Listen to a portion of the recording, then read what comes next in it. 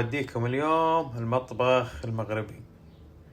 بسوي اليوم وياكم اليوم الطاجين، بس طريقة مختلفة بدون خضرة.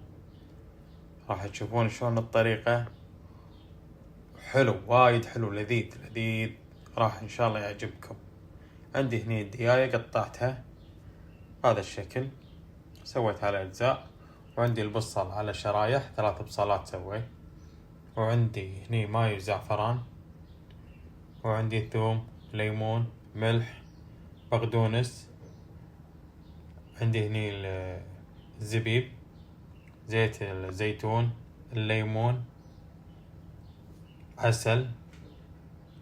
وعندي البهارات، عندي البهارات المغربية المشكلة، كركم، زنجبيل، فلفل أسود، دارسين. هذا مكونات الطاجين.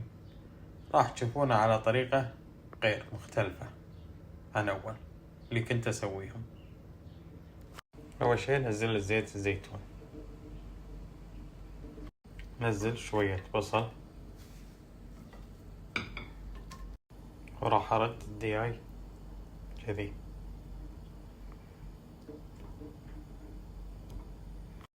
الدياي شايل منه زفرته، ربع مستوي كذي.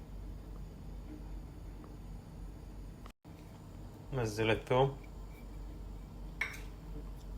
بقدونس، نزل البهارات،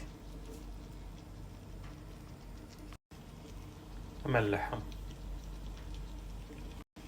الحين أحمسهم مع بعض، خليها تاخذ من التتبيلة كذي. حمستها الحين مع البصل كل شيء. نزلت شوية ماي، والحين أحط البصل أصفه فوقه وأخليه يطبخ. بعد ما صفيت البصل فوقه سكر عليه الحين وخليه يطبخ. الحين بعد ما طبخ شوي، شنو نسوي الحين؟ ننزل زيت.